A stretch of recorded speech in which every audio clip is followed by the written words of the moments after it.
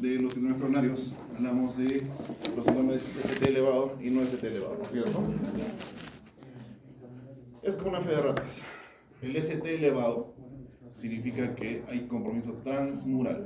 Todo el grosor de la pared se encuentra comprometido, ¿no? Mientras que si el ST no es supradesnivelado, es infra o está normal, o es rectilíneo, perdón, se respeta el endocardio.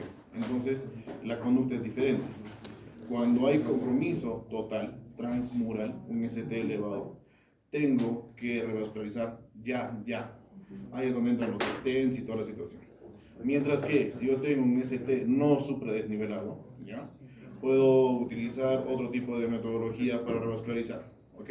Pero tengo más tiempo porque hay miocardio que se puede rescatar ahí. ¿Estamos de acuerdo con esa aclaración? ¿Sí?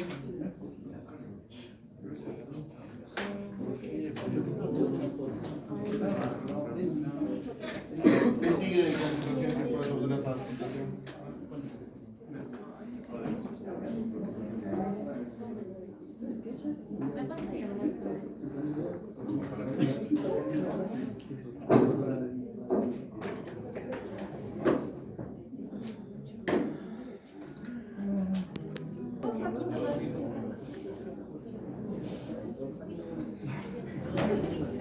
Muy bien. Esta es la última clase de primera forma. Estamos a pocas horas del examen. Confío en que ya han terminado de revisar todos los temas excepto este, obviamente. Ya saben cómo va a ser el tema del examen. Por favor, solo quiero invocar que sean bastante meticulosos al leer las preguntas. No por lo que es la pregunta corta, significa que es fácil de deducir. ¿Ya? Puede haber un término que cambie totalmente el sentido de la pregunta. Y las primeras alternativas pueden ir en el sentido cambiado. Y las últimas alternativas pueden ir con el sentido que yo quiero dar. ¿Ok? Todo tienen que ser bastante meticulosos. Muy bien. Vamos a hablar de los síndromes pericárdiacos. Tenemos que recordar nosotros, dentro de nuestra anatomía básica, ¿qué es el pericardio? El pericardio es una membrana, ¿ya?, que va a recubrir a todo lo que es el corazón y los grandes vasos en sus orígenes, ¿ya? Como toda membrana que cubre un órgano, esta va a tener dos capas, una capa parietal y una capa visceral. La visceral es aquella que va a estar en contacto íntimo, directo, con el órgano que está cubriendo, mientras que la parietal es aquella que va a estar cubriendo a este último, ¿ok? Ambas forman una cavidad virtual. ¿Por qué es virtual? Porque hay una fina secreción, una fina cantidad de líquido que permite que haya un juego entre estas dos membranas. Que si no fuese la membrana pericárdica, las contracciones del corazón, que son permanentes, tanto en sístole como en diástole, provocarían irritación a los órganos vecinos, ¿ya?, y daño tisular, ¿ok? Esta membrana lo que hace es la capa visceral, permitir al corazoncito que funcione en su sístole y en su diástole, y la capa parietal, la más externa, es la que impide que este movimiento comprometa a los órganos vecinos. Protege al corazón, pero también protege a los órganos vecinos de esas actividades que tiene el corazón, ¿ok? Cuando la cantidad de líquido excede lo normal, excede lo fisiológico, esta cavidad virtual se convierte en una cavidad real, ¿no? Una cavidad que va a contener líquido, secreción de diversa naturaleza, de diverso índole, ¿ya? Puede ser una secreción serosa, puede ser pus, puede ser sangre, puede ser incluso aire en algunos casos, ¿ok? Eso va a depender del tipo de patología que esté relacionada al proceso pericárdico en ese momento. Para ese momento vamos a hablar de tres eventos fundamentales. Uno, que es un proceso inflamatorio pericardial, llamado pericarditis. Otro, producto de ese proceso inflamatorio, va a haber una hipersecreción y eso va a producir acumulación de líquido entre estas dos membranas y se va a dar el derrame pericárdico. Y cuando este derrame pericárdico es muy importante, es muy abundante, va a llegar incluso a producir dificultad en el corazoncito para que haga su función contráctil, fundamentalmente la diastólica, porque va a apretarlo, lo va a tener ajustado y va a producir taponamiento cardíaco. ¿Ok?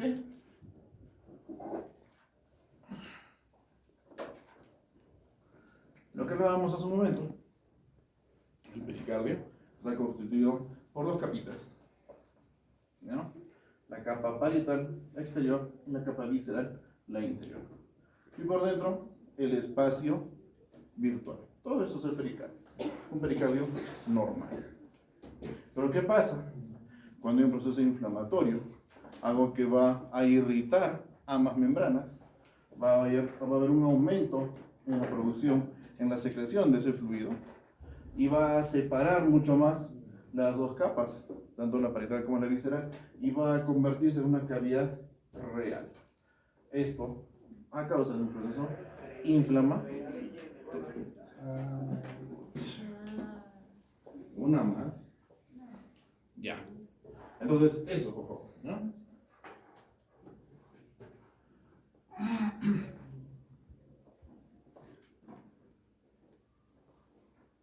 Eso es lo que nosotros recordamos de nuestra anatomía, ¿no es cierto? Hemos encontrado el corazoncito que estaba envuelto en una membrana, un poco más fibrosa ya en el cadáver por efecto de todo lo que hemos utilizado para mantener el formol y toda esa situación. Entonces, se saca una fracción, se desprende un fragmento de este pericardio y se puede evidenciar las dos láminas, ¿ok? La parietal y la visceral. Es un color como este, el que podemos encontrar blanco nacarado cuando no hay un proceso inflamatorio, y obviamente cuando hay un proceso inflamatorio pues se torna un poco más eritematosa. Entonces, vamos a hablar de dos eventos: la pericarditis que se instala de forma aguda, de forma rápida, y la pericarditis que tiene un poco más de tiempo en su producción, un poco más larvada. A ver, para tener una idea general, debemos tomar en cuenta los tiempos en los cuales se desarrolla este daño pericárdico. Puede ser en el transcurso de días, semanas o incluso meses. Entonces, yo debo determinar bien cuál es el lapso de tiempo que determina la presencia de una pericarditis o que permite su desarrollo tanto de forma aguda como de forma crónica. Hay que tener en cuenta estos términos, ¿ya?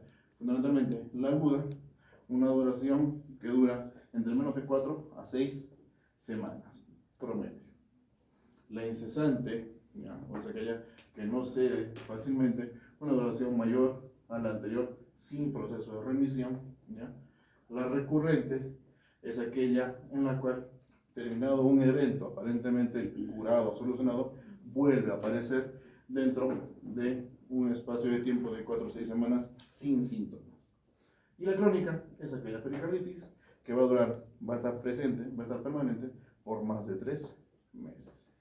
Esa terminología, por favor, hay que tenerla muy clara, porque este lapso de tiempo puede aparecer en el caso clínico. Muy bien.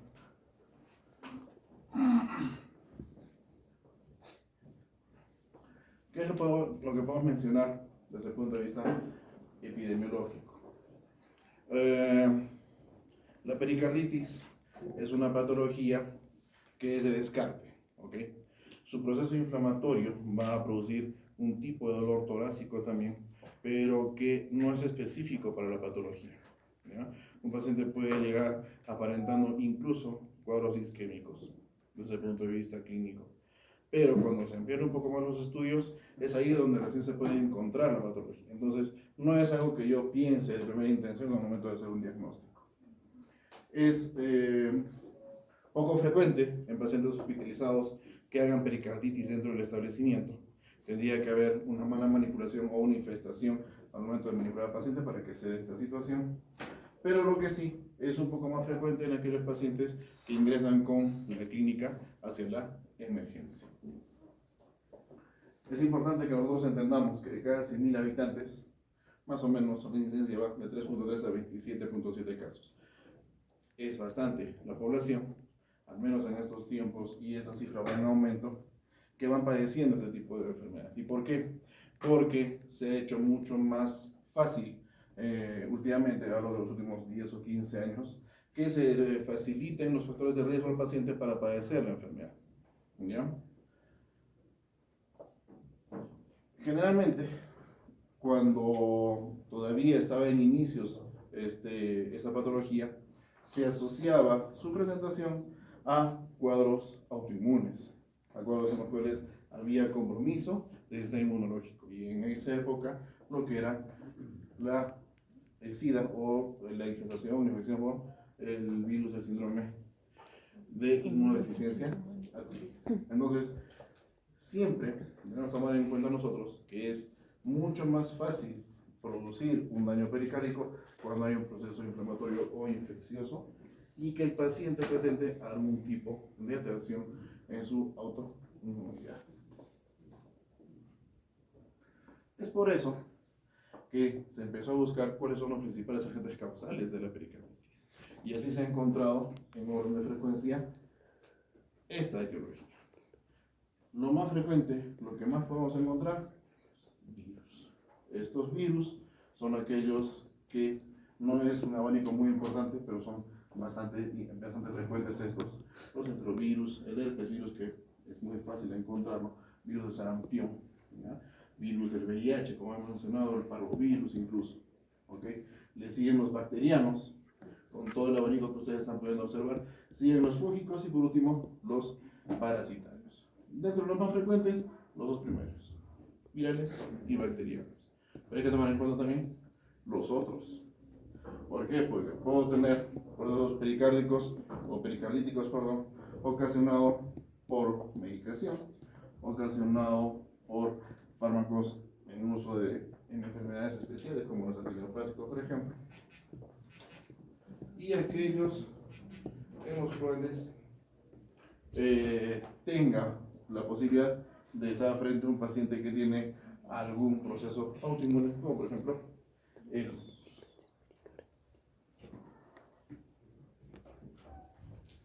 Muy bien. El cuadro clínico.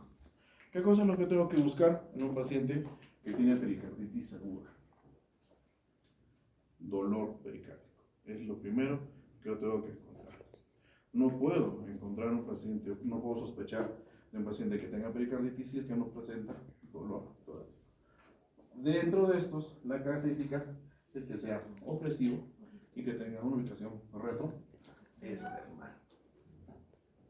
Es variada la localización, siempre en el precordio con esas características. En algunos casos, algunos pacientes pueden manifestar que la ubicación del dolor es a nivel de la vía de la fosa supraclavicular, ¿no? Pueden haber algunos otros tipos de manifestaciones también, pero es de inicio súbito y con características pleuríticas. ¿Qué significa esto? Significa que es más evidente cuando yo hago algún tipo de movimiento a nivel del tronco, con la deglución o incluso con los movimientos respiratorios profundos, fundamentalmente inspiración y en los eventos o excesos de tos. Es ahí donde se hace mucho más exacerbada la sensación de este dolor torácico. Aumenta cuando el paciente está en decúbito y puede disminuir o puede atenuarse, y ojo, esta es una característica muy importante, cuando el paciente está en genuflexión o de repente oriente el tórax en una posición sentada un poco hacia adelante. Entonces, tomando en cuenta esto, ¿qué es lo que yo debo entender? Si bien el paciente con pericarditis puede venir con un dolor bastante típico o bastante característico que simula incluso un cuadro coronario, debo entender que el dolor coronario no tiene posición antárgica.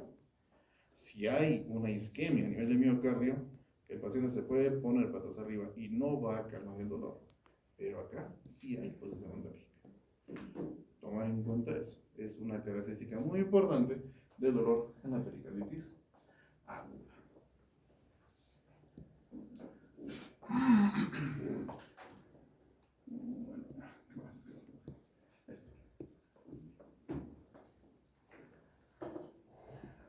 Cuando nosotros hablamos de la fisiopatología de la pericarditis, hablamos siempre de un proceso inflamatorio. Y ese proceso inflamatorio lo vamos a poder ver teniendo primero un factor que va a condicionar una cascada de eventos preinflamatorios, presencia de interleuquinas, presencia de corticosteroides también, la colchicina que va a permitir la agregación producto de la presencia de estas interleuquinas, y estos todos van a ser componentes de los inflamasomas. ¿Qué es un inflamasoma? Es un cuerpo intracelular inflamatorio que va a contener un aumento de transcripción de componentes de inflamación. Las proteasas, las prointerleuquinas 1 beta y también mediadores inflamatorios, los COX, como fundamentalmente los de la cicloxagenasa tipo 2 son los más importantes. Entonces, esto va a devenir, esta presencia de los inflamasomas va a devenir en la manifestación del ácido araquidónico mediado por los COX-2 fundamentalmente para producir prostaglandinas y tromboxanos, y esto va a producir proceso inflamatorio que va a cursar con dolor, edema y ocasionalmente la presencia del derrame pericárdico. Es este proceso inflamatorio el que va a producir que esta capa virtual se convierta en una capa real.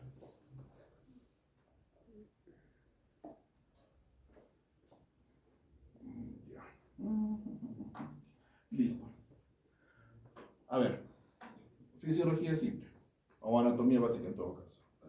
¿Cuál es la cantidad de líquido pericárdico normal en una persona? De 20 a 40 ml. Ya, 20, 40. ¿Quién opina más? ¿Quién opina menos? 20, 40, 50, incluso alguna bibliografía menciona, va por ahí. Ojo, eso es muy importante que lo sepan. ¿Ya? ¿Por qué? Porque va a haber circunstancias en las cuales, como les había mencionado previamente, esta pericarditis, esta cantidad, este aumento en la secreción de líquido pericárdico puede producir alteraciones a nivel de la función de bomba del corazoncito, y eso vamos a verlo más adelante. Entonces, para hacer diagnóstico de la pericarditis, yo puedo utilizar muchas formas, o casi todas las formas de hacer diagnóstico que tenemos a la mano. Por ejemplo, en una radiografía de tórax. Si estoy en un proceso inflamatorio pericárdico, no puedo esperar, ojo, solamente proceso inflamatorio, no debo esperar encontrar una alteración en la silueta cardíaca. ¿Ya? Puede o no haber la cardiomegalia, eso dependiendo del tiempo de evolución que tenga este proceso inflamatorio. Al inicio el paciente puede llegar solamente con dolor torácico y estar ya en el inicio de un proceso inflamatorio de pericarditis. Pero pasados los días, 4 o 5 días, recién voy a poder encontrar un aumento en las dimensiones de su silueta cardíaca porque recién está haciéndose real esa cavidad. Entonces, podemos tener una imagen en cantimplora, el corazoncito parece una cantimplora, y eso es una característica que tiene la silueta cardíaca cuando ya aumenta mucho la cantidad de líquido pericárdico.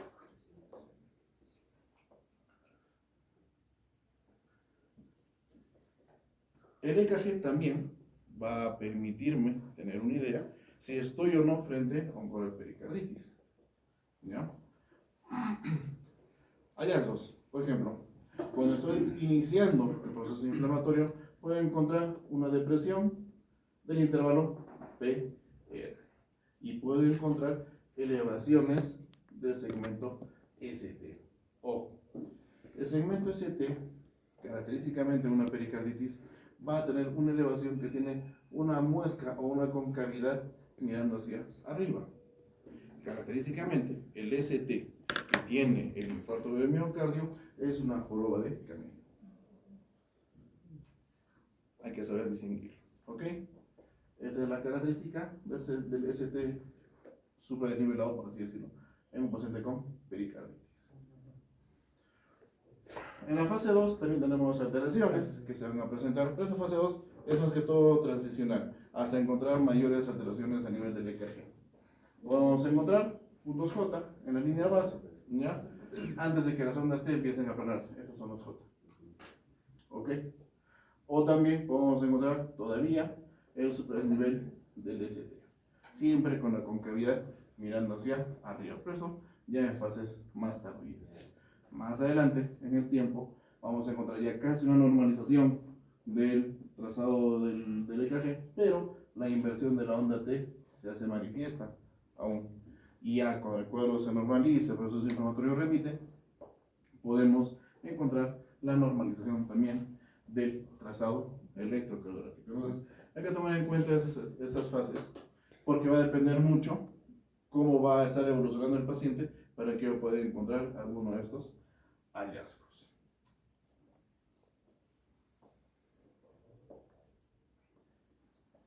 Y en el ecocardio también, definitivamente voy a poder encontrar las alteraciones que estoy buscando en el pericardio. Esta es la cavidad pericárdica. Si este es el lóbulo hepático izquierdo, debo intuir que esa es la membrana parietal. Y esta de acá es la membrana visceral, porque acá estamos ventrículos. Y esto de acá es el derrame pericárdico. Toda aquella cantidad de derrame o de líquido pericárdico que exceda los 50-60 cc, ya debo considerarlo como un derrame pericárdico. Muy bien.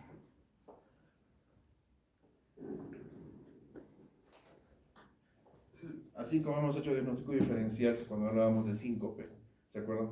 Síncope, convulsión y tal. También la pericarditis aguda tiene primos que son muy parecidos en su presentación, pero que no tienen nada que ver con la pericarditis. ¿Ok?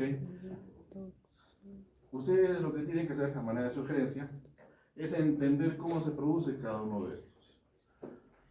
¿Qué es un Takotsubo? Por ejemplo, ¿qué es un infarto miocardio? Que ya lo hemos hablado, un proceso inflamatorio del miocardio en sí, y lo que es la pericarditis aguda. Se deben dar cuenta que la forma en la cual se presenta la clínica en dolor torácico es bastante parecida, pero no tienen nada que ver uno con el otro. Por ejemplo, hablemos así, como por un ejemplo, el Takotsubo. ¿Qué es el Takotsubo?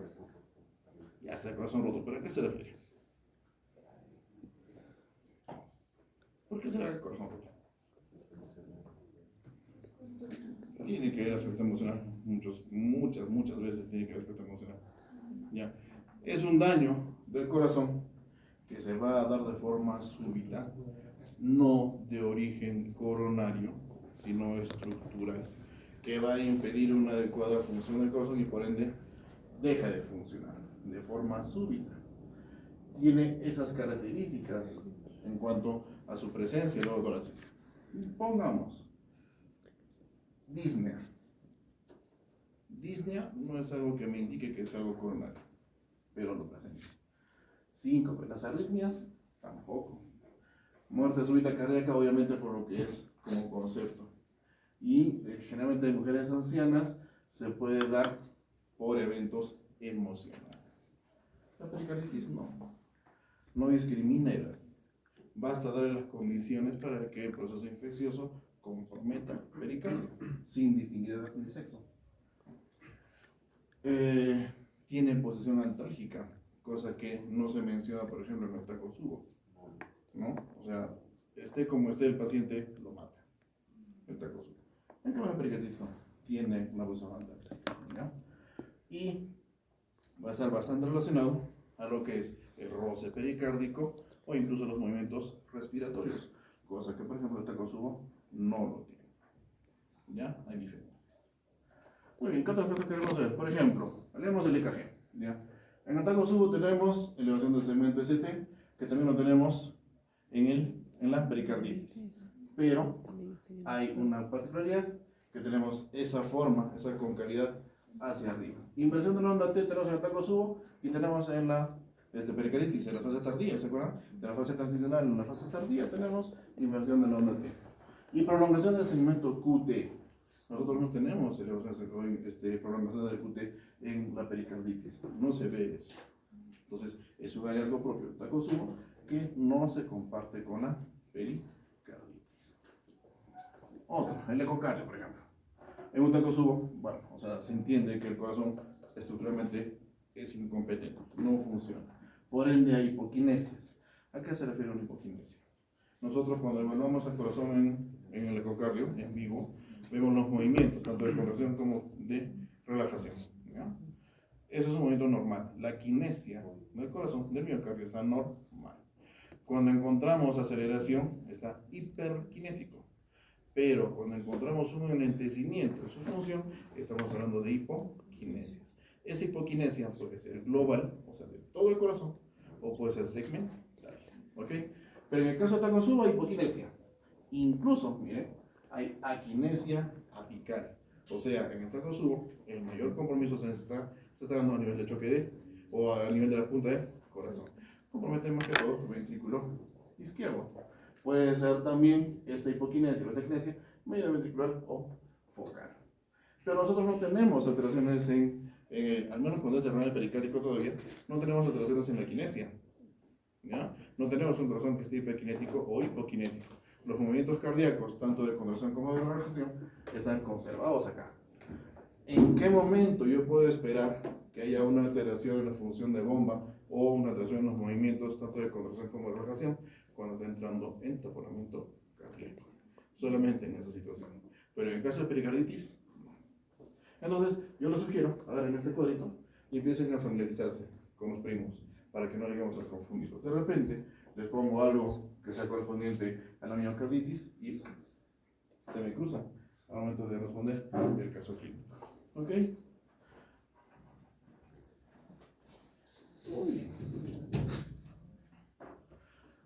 Eso en cuanto a lo agudo y lo recurrente. Vamos a hablar de la pericarditis constrictiva. El término constrictiva hace referencia a un proceso inflamatorio pericárdico que es de larga data. Un proceso inflamatorio que ha dañado tanto el pericardio que lo ha convertido o ha producido que deje de ser una membrana bastante delgada, una membrana con una particularidad de permitir al corazoncito hacer sus movimientos tanto de relajación como de contracción, y la engrosó.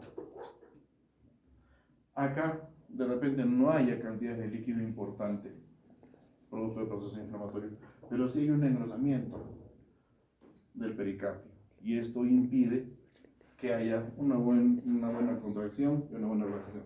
Fundamentalmente relajación, ¿por qué? Porque cuando estamos en diástole, entendemos que las cavidades incrementan sus dimensiones para aceptar todo el volumen de sangre.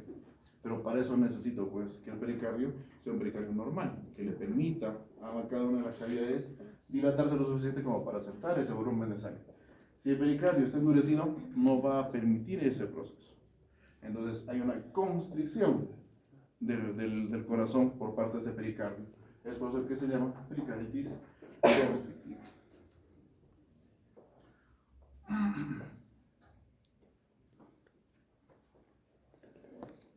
Factor etiológico, todavía acá puede haber componente viral, componente infeccioso, pero generalmente este tipo de complicaciones se da ya por manipulación. Puede ser postquirúrgico, por radiación, un poco menos frecuentes las enfermedades de tejido conectivo, pero esto hay que ponerle siempre un asterisco. En el aspecto postinfeccioso es muy frecuente en nuestra realidad, o al menos en Latinoamérica, pero para lo que es literatura norteamericana y europea es casi inexistente, porque ellos casi no padecen tuberculosis por las condiciones de vida que tienen. En cambio acá es bastante frecuente. ¿Ok? Entonces hay que tomar en cuenta estos porcentajes de la etiología que tiene la pericarditis constrictiva. Si yo estoy consciente de que la constricción que está produciendo ese pericardio está impidiendo que haya un llenado de las cavidades adecuado, tengo que entender que, por ejemplo, si la aurícula izquierda no se llena adecuadamente, va a haber un volumen de líquido que va a tener que retornar hacia el lecho vascular pulmonar. Eso va a producir congestión pulmonar. Lo mismo pasa con la aurícula del lado derecho. Si la aurícula derecha no recibe toda la sangre que llega de las cavas, va a haber un retorno de sangre hacia la circulación sistémica y va a haber compromiso sistémico, hepatomegalia, edema, ascitis, etcétera, etcétera. Entonces, debo entender bien esa situación.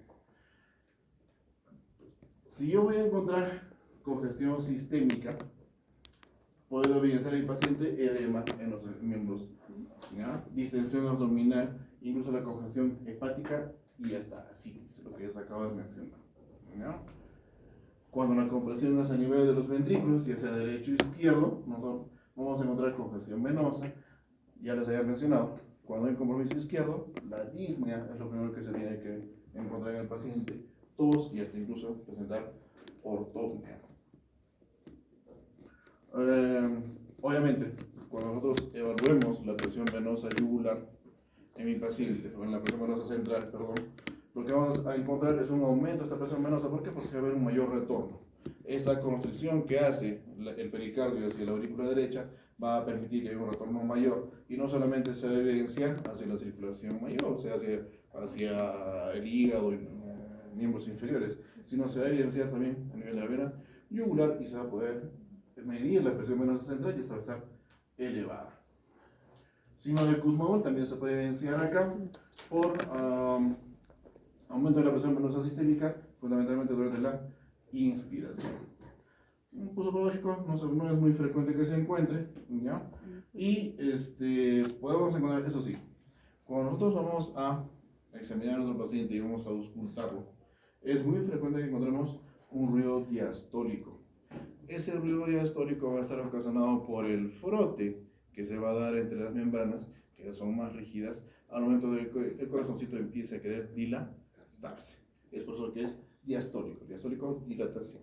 Ese roce va a evidenciarse en ese momento. ¿Ok?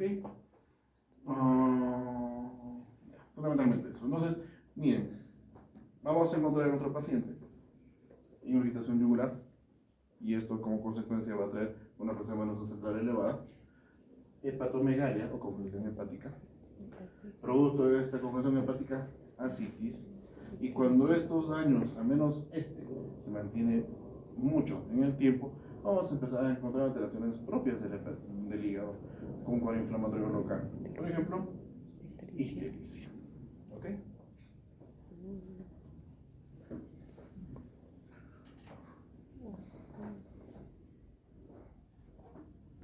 Entonces, si yo voy a buscar manifestaciones clínicas de la pericarditis, tengo que buscar en el paciente disnea de esfuerzo, tengo que encontrar ortopnea, palpitaciones y signos de falla cardíaca. Lo que les acabo de mencionar, si no se puede dilatar bien la aurícula izquierda, va a haber retorno de sangre al lecho vascular pulmonar, signo de falla cardíaca al lado izquierdo.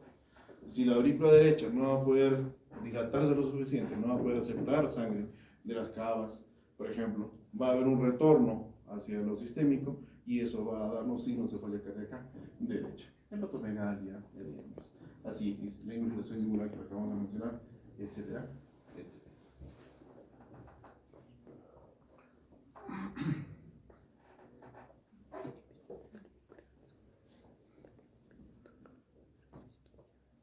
Va a haber un momento en el cual este proceso inflamatorio mencionado, que va a producir un endurecimiento de este pericardio y va a impedir la función diastólica principalmente. Esto se traduce en restricción de llenado de las cavidades, lo que hemos mencionado hace un momento. Y al haber este proceso de restricción, vamos a encontrar aumento de las presiones de llenados pulmonares y sistémicos. O sea, va a haber un aumento a nivel de las presiones de los lechos vasculares, tanto el mayor, que es el pulmonar, el menor, que es el pulmonar, y el mayor, que es el sistémico. ¿Por qué? Porque simplemente se está dando esta restricción a nivel del llenado de las cavidades. ¿Y cómo podemos evaluar eso? ¿Cómo yo puedo observarlo en el paciente? En una radiografía de tórax simple, al haber un pericardio que está engrosado, un pericardio que de repente está fibrosado, puede ser, se puede encontrar la estructura, la pared, que normalmente no se ve en una radiografía de tórax normal. El pericardio no se distingue, pero acá sí, porque está engrosado. Acá se ve clarísimo. Ese engrosamiento hace que nosotros tengamos que pensar que hay un proceso fibrótico muy importante en ese pericardio. Y acá ya debe estar habiendo incluso pericarditis constrictiva o restrictiva. Si yo voy a encontrar una alteración en la capacidad del corazón de relajarse o de dilatarse, ¿no? Vamos a encontrar complejos QRS que van a ser de baja polaridad. ¿Por qué? Porque los movimientos van a estar muy restringidos. Entonces, los complejos QRS que yo voy a evaluar en mi paciente van a ser de muy bajita polaridad. ¿Se dan cuenta? Baja polaridad. Chiquitos, chiquitos, chiquitos. Acá no hay expresión de errores, por ejemplo, ni siquiera eso. Entonces, este hallazgo, cuando yo lo encuentro de forma global, ya debo pensar que es algo en todo el corazón que está condicionando esta disminución en la polaridad. Entonces debo sospechar acá, sí, junto con la clínica, de un proceso de pericarditis constrictiva. Ya, pues cuando hablamos del ecocardio, ni qué decirlo, ¿no? O sea, si es evidente la radiografía, imagínense verlo en vivo. Casi es un cuero. Este corazón ya no puede dilatarse. Esta capa es tan gruesa que le impide la dilatación, no le permite ya dilatar. Y se ve muy engrosado. Y por ende, cuando uno le pone el transductor para evaluar los movimientos, estos son disminuidos a su intensidad. Hay hipoquinesia. Y es por ese engrosamiento que tenemos de pericardio. Y si hacemos de repente un estudio tomográfico y comparamos el paciente que hemos visto en la radiografía anterior, que es el mismo de acá, miren cómo está su tomografía. Súper engrosado, ¿no es cierto? Súper engrosado. Ese pericardio ya no está permitiendo a ese corazón que tenga una función diastólica adecuada. Y como sabemos nosotros que puede haber un compromiso retrógrado, si es que se da esto sin falla cardíaca, vamos a encontrar derrame pleural. ¿Ok? Eso. ¿Qué más? Muy bien. Pericarditis. ¿Se entendió? ¿Sí? ¿Preguntas? ¿O al final? Derrame pericárdico. Y hemos hablado del proceso inflamatorio del pericardio, ¿no es cierto? Sabemos ya, nosotros entendemos que a mayor proceso inflamatorio va a haber mayor producción de esta secreción y por ende, cuando ya va a exceder los 50 o máximo 60 milímetros, ml, vamos a encontrar lo que es ya un derrame pericárdico. Entonces, el derrame pericárdico va a ser la acumulación de líquido dentro de esa cavidad que era virtual y ahora es real y que va a producir una alteración estructural todavía no funcional, ojo, todavía no funcional, pero sí estructural de lo que es el mediastino y la silueta cardíaca. Las principales causas del derrame pericárdico todavía siguen siendo las idiopáticas y las infecciosas las más frecuentes, ¿ya? No, por eso no hay causas neoplásicas, farmacológicas, autoinmunes, cardíacas en sí, metabólicas incluso, que pueden ocasionar. Pero fundamentalmente tenemos las idiopáticas y las infecciosas.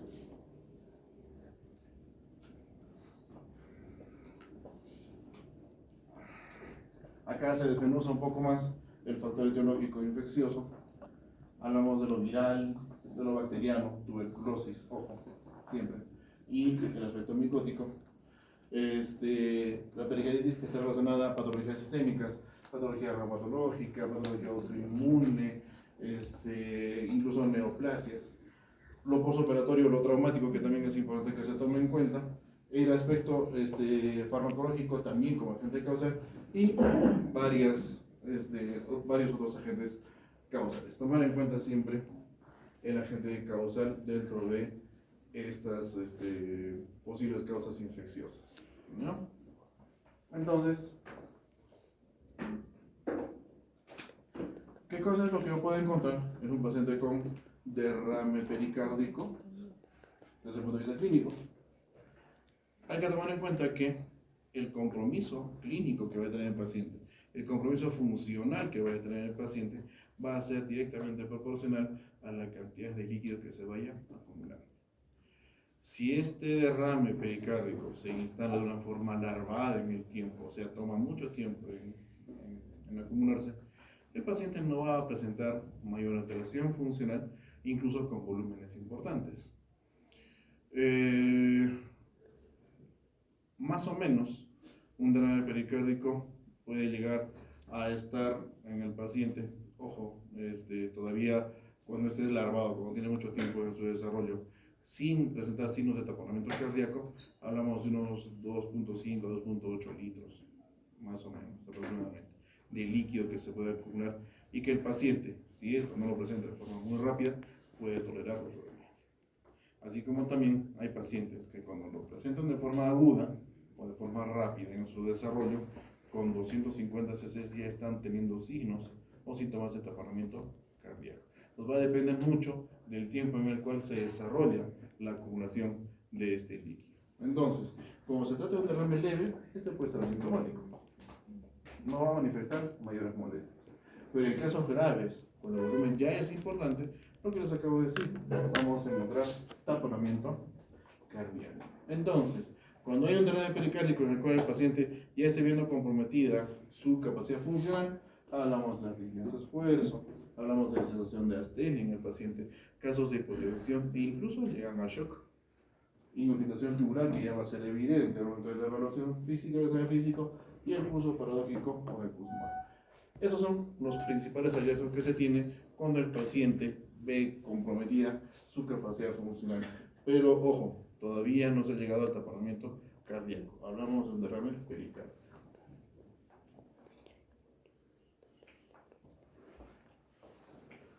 Entonces, para ponerlo en números, tenemos que tomar en cuenta que tampoco es un diagnóstico en el cual yo piense de inicio o de arranque, a no ser que le haya hecho una buena semiología y haya encontrado pues que la silueta cardíaca esté incrementada en sus dimensiones, que es poco probable que se dé por la prisa al momento de hacer la evaluación, pero sí va a ser parte de los diagnósticos que se van a dar por descarte. Entonces, como parte del plan de trabajo, como parte del estudio, de los estudios que se vayan a hacer, se van a encontrar las alteraciones. Por ejemplo, cuando nosotros tengamos un hallazgo más o menos de un 50% en una imagen, vamos a poder encontrar de repente signos de roce pericárdico, producto del proceso inflamatorio en el paciente. Cuando vayamos a encontrar signos de taponamiento, disnea, fatigabilidad, esto va a ser un poco más infrecuente, más o menos al 25%, ¿ya? Y el dolor torácico con disnea, mucho más infrecuente aún, también un 25%.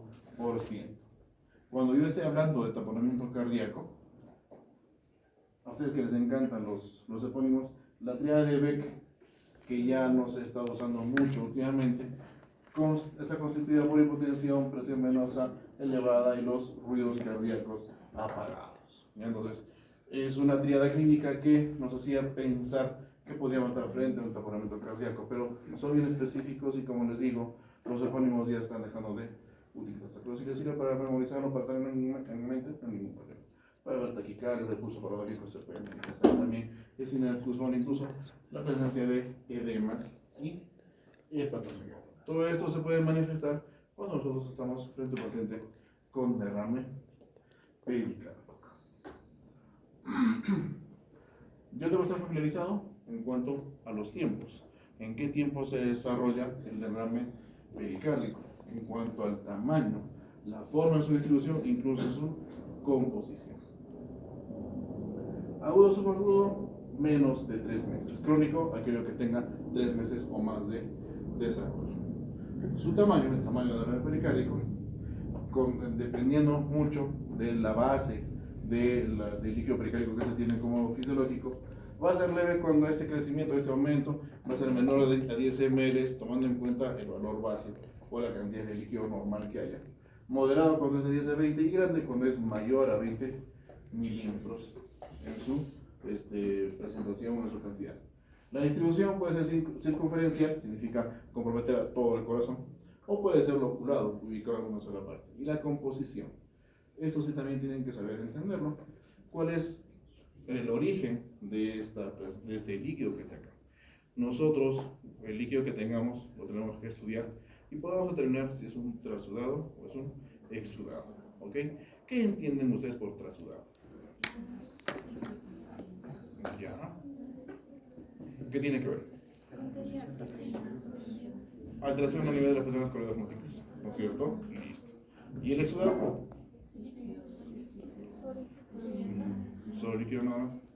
¿Qué origen puede tener un exudado?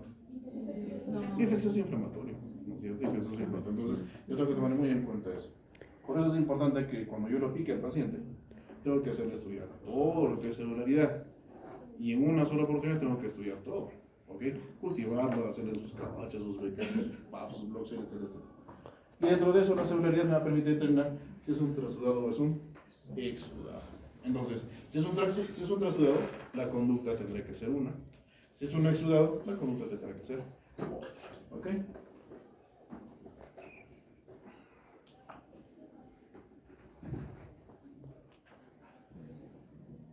Lo que mencionaba, lo fisiológico, hablamos de los 550 ml como líquido pericárdico normal en cuanto a su cantidad. Cuando este volumen aumenta, ya hablamos de una cavidad virtual, ¿ya? Que va a tener una acumulación de líquido de diversa índole, puede ser incluso de, ya lo que hemos hablado, trasudado, exudado, y el volumen puede ser variable también.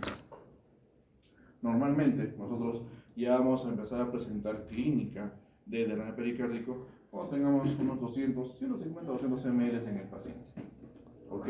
Vamos a poder encontrar signos o clínica ya de derrame pericárdico. Entonces, ¿qué es lo que ocurre? Si esto se instala de forma muy lenta, ¿ya? Vamos a poder encontrar al paciente estable o asintomático. Pero si esto sigue desarrollándose y llegamos más o menos a los 2, 2,5 hasta 3 litros, ya vamos a empezar a encontrar clínica en el paciente. Y esto se va a ver desarrollado, se va a ver evidente por un aumento a nivel de la cavidad pericárdica que se puede medir, ¿ya? Y también vamos a encontrar compromisos de lo que es la función del corazón como bomba. A eso se refiere desde que hay un compromiso vital. ¿Por qué? Porque van a haber igualdad a nivel de las presiones históricas en cavidades derechas, o perdón, las históricas en cavidades derechas, y eso va a producir alteraciones hemodinámicas. Les había mencionado a ustedes que las presiones con las que trabaja el corazón derecho son mucho menores que con las que trabaja el corazón izquierdo, porque uno enfrenta la circulación menor y otro enfrenta la circulación mayor. Entonces, lo fisiológico es esa diferencia de presiones. Si estas empiezan a equipararse o empiezan a igualarse, va a haber una alteración hemodinámica y eso va a producir compromiso vital en el paciente. Puede incluso llegar al colapso o al shock, ¿ya? Entonces, tomar en cuenta esto. Los volúmenes a los cuales ya puede comenzar a darse la clínica en un paciente con derrame pericárdico y hasta qué valores yo puedo determinar que el paciente puede tener esta clínica. Ojo, todavía sin estar en taponamiento. ¿Cómo yo hago diagnóstico de derrame pericárdico? Tengo todos estos métodos que me sirven a mí para determinar la posibilidad de estar frente a un derrame pericárdico. Empecemos a detallarlos. Por ejemplo, radiografía de tórax. Nosotros ya tenemos más o menos una idea de cómo se ve una silueta cardíaca normal. Sabemos que el pericardio está pegadito en lo normal al corazón y que no se ve una diferencia entre pericardio y miocardio en la radiografía de tórax. ¿Ok? Pero acá, sí, para comenzar, hay un aumento en las dimensiones de la silueta cardíaca. Pero también se ve un doble borde, un borde externo y un borde que se dibuja adentro. ¿Sí? Incluso acá también un borde externo y un borde que se dibuja de forma interna. Es evidente. Ahí yo debo sospechar que estoy frente a un derrame pericárdico. Y esto se va a manifestar con el volumen de líquido que se manifiesta, que se junta acá, perdón, es de más o menos unos 250 ml a un poco más.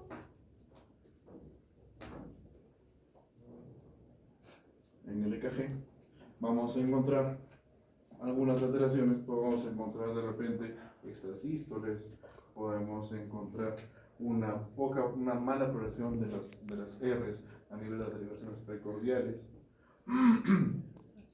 Podemos encontrar algunos signos de presión, aumento de presión intracavitario por la cantidad de líquido que puede manifestarse, que puede presentarse en el saco pericárdico, y esto aumenta las presiones intracavitarias.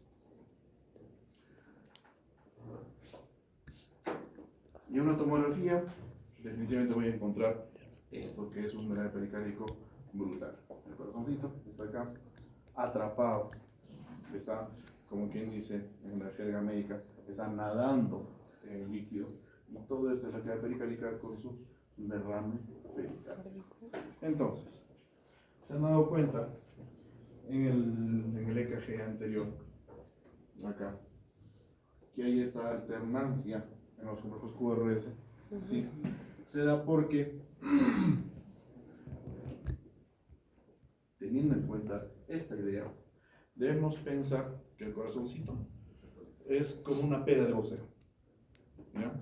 Entonces, cada vez que se contrae el corazoncito dentro de ese saco de agua, ¿ya?, produce movimientos pendulares, como la pera, cada vez que se le boxea, cada vez que se le golpea. Entonces, cada vez que está más cerca a la pared torácica, se manifiesta en el papel del electrocardiograma con su intensidad normal. Pero cuando ese corazón se aleja dentro de ese pivote, se aleja de la pared torácica, disminuye la polaridad. Entonces, es por eso que es alternante.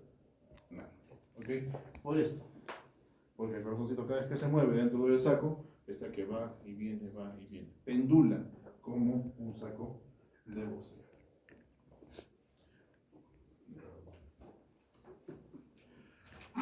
Derrame pericárdico, ¿se entendió? ¿Sí? Listo, muy bien. Ahora, ¿cuál es el compromiso final? O sea, ¿qué es lo que ocurre cuando este derrame pericárdico es importante, ¿no?, y llega a producir una alteración no solamente estructural, sino funcional también? Le impide al corazón realizar su función de bomba. Es el saco pericárdico, ¿no?, que tiene líquido pericárdico adentro, pero que tiene o va a producir tal constricción, tal compromiso en la capacidad funcional del miocardio, que va a disminuir la posibilidad de que éste haga su función de bomba o que tenga su función de bomba. Un corazón normal, con su pericardio normal, con la cantidad de líquido pericárdico normal, ¿no? Mientras que en el taponamiento se da la acumulación de líquido muy importante, por ejemplo en este caso, a nivel del ventrículo derecho, lo cual va a producir que se desplace la pared del ventrículo derecho hacia el lado opuesto y va a producir mayor constricción en esta parte. No se va a poder relajar de forma adecuada el ventrículo derecho y eso va a traer sus consecuencias clínicas. Como ejemplo. Entonces, eso es lo que ocurre en un taponamiento cardíaco. Causas. Lo que acabamos de ver hace un momento. ¿Qué es lo más frecuente para que se produzca un taponamiento cardíaco?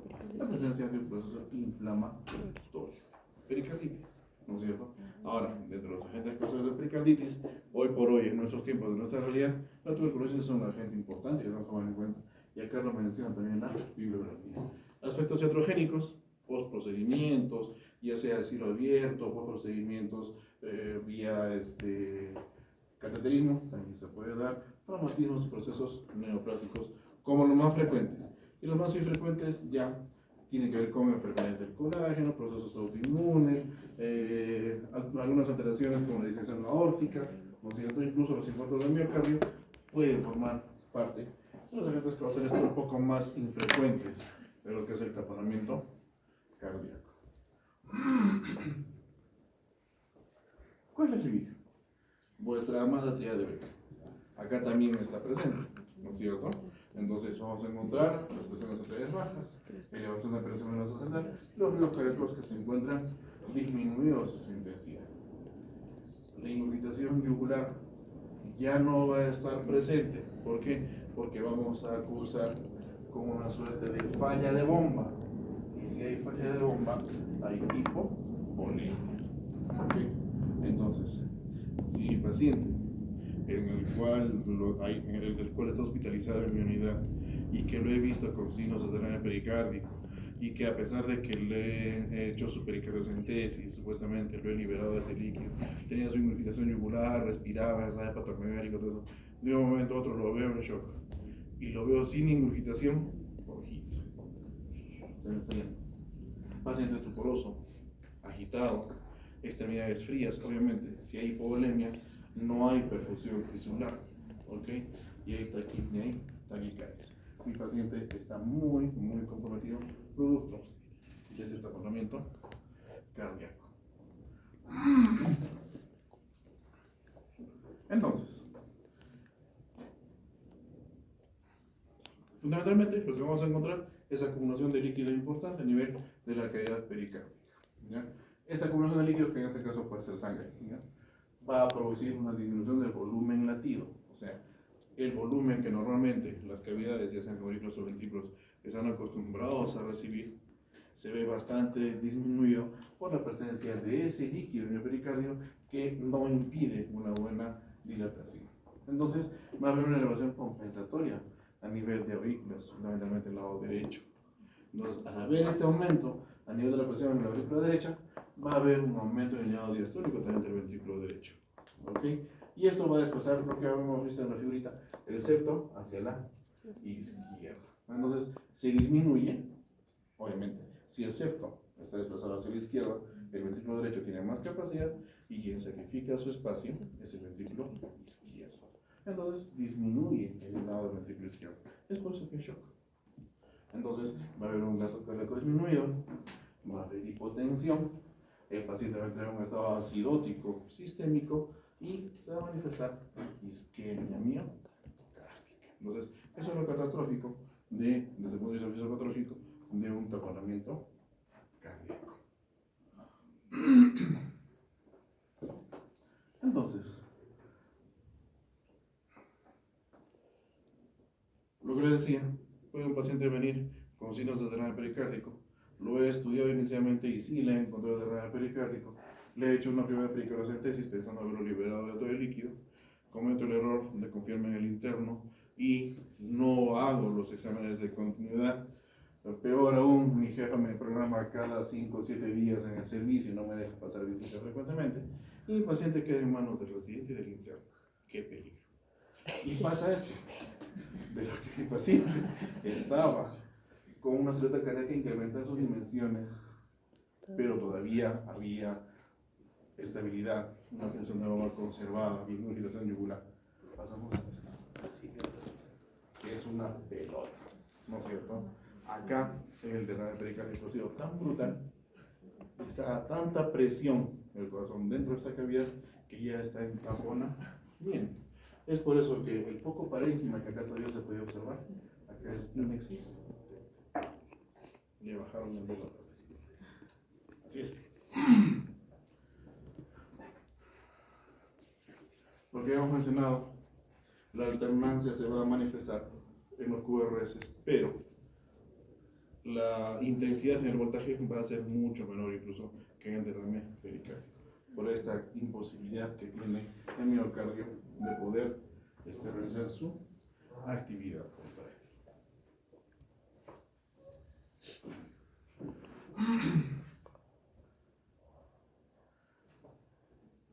Ese es el derrame pericárdico, ¿ya? Y es tan importante, es tan brutal este derrame pericárdico que ha producido que el ventrículo derecho esté muy constreñido. El ventrículo derecho esté casi un hilo y el ventrículo izquierdo sea el único que más o menos tiene un volumen algo conservado. ¿Ok? Pero el derrame pericárdico está haciendo demasiada presión. Esto es un taponamiento cardíaco. ¿No? Bueno, de manera de cultura general, porque eso no los voy a pedir en el examen. ¿Qué cosa es lo que debería encontrar en el ecocardiograma? Por ejemplo, cuando el paciente está en su proceso respiratorio, tanto de inspiración como expiración, va a haber dimensiones ventriculares que sean inadecuadas para este ciclo respiratorio. Las aurículas van a colapsar, como lo que hemos visto en el ecocardiograma hace un rato, y también va a haber colapso del ventrículo derecho. Las cavidades derechas son las que más sufren en este tipo de situaciones. Las izquierdas también. Dilatación de la vena cava inferior, ¿ya? Se va a dar como compensación en este evento. Y el flujo mitral se va a ver muy alterado. El flujo órtico y el flujo tricúspide también. Por lo mismo que las cavidades están totalmente comprometidas. Listo, muy bien. Eso fue síndromes pericárdicos. ¿Alguna duda? ¿Todo está claro? ¿Están seguros que está claro? Les puedo preguntar esto en la siguiente clase. Tenemos que preguntar. Así que repasen, por favor, lean.